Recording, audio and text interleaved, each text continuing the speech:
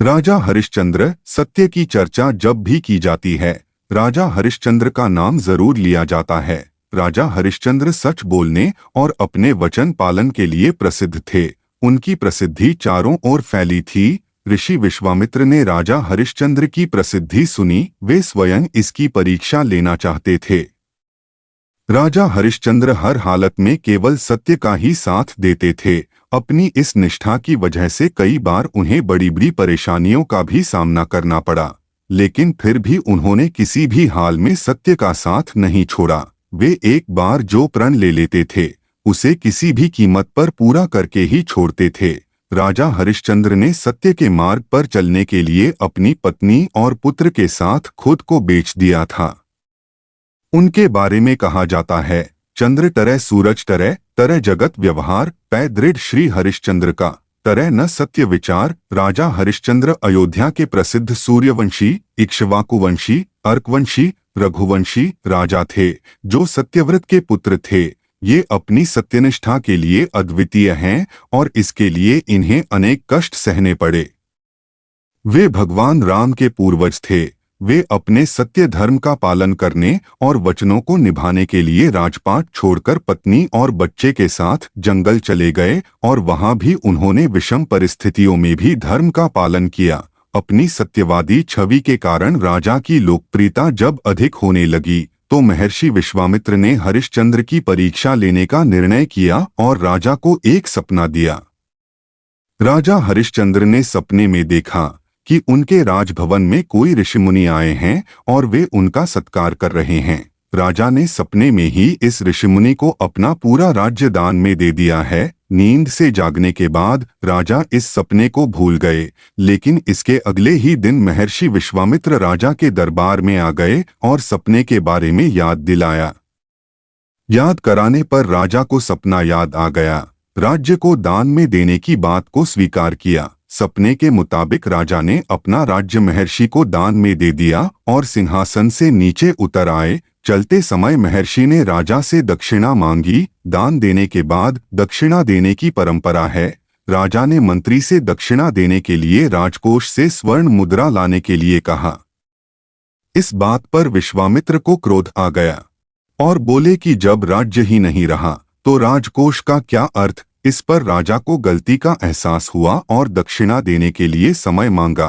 क्योंकि राजा सत्यवादी होने के साथ साथ कर्तव्यनिष्ठ भी थे, राजा ने कहा कि दक्षिणा जरूर दी जाएगी, लेकिन थोड़ा समय प्रदान करें। इस पर महर्षि ने उन्हें मोहलत दे दी, लेकिन समय का ध्यान रखने की चेतावनी भी दी। राजा दक्षिणा न देकर अपयश नहीं लेना चाहते थे। दक्षिणा को देने के लिए राजा ने अपने आप को बेच दिया। राजा पत्नी और बच्चे के साथ काशी आ गए।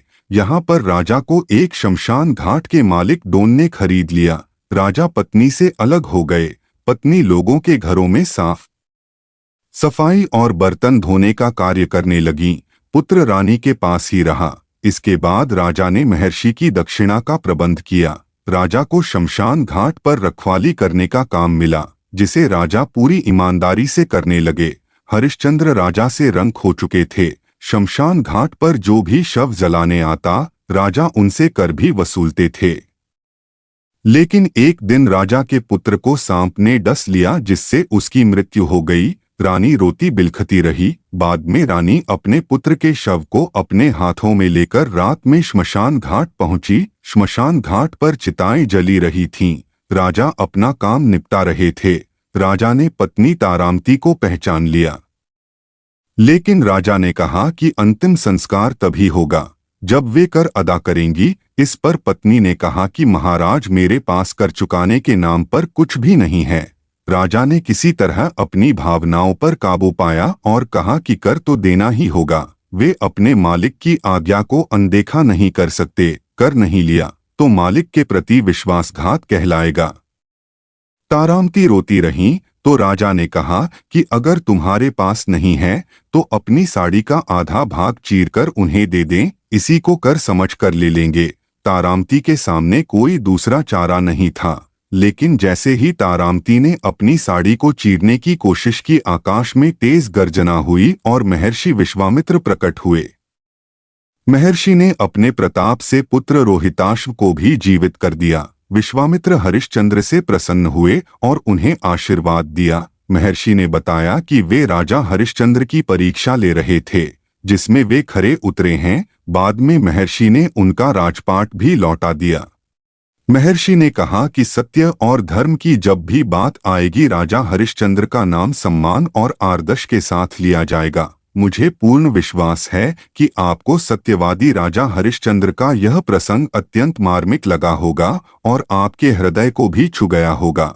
यदि आप चैनल पर पहली बार आए हैं या फिर अभी तक चैनल को सब्सक्राइब नहीं किया है, तो कृपया वीडियो के ठीक नीचे दिए हुए सब्सक्राइब बटन को दबाकर ऑल पर क्लिक अवश्य करें, ताकि हमारे अगले वीडियो के अपलोड होने की सूचना सबसे पहले आपको मिले। वीडियो को अपने सनातनी मित्रों और रिश्तेदारों को शेयर करें। आपको मेरी प्यार भरी राधे राधे।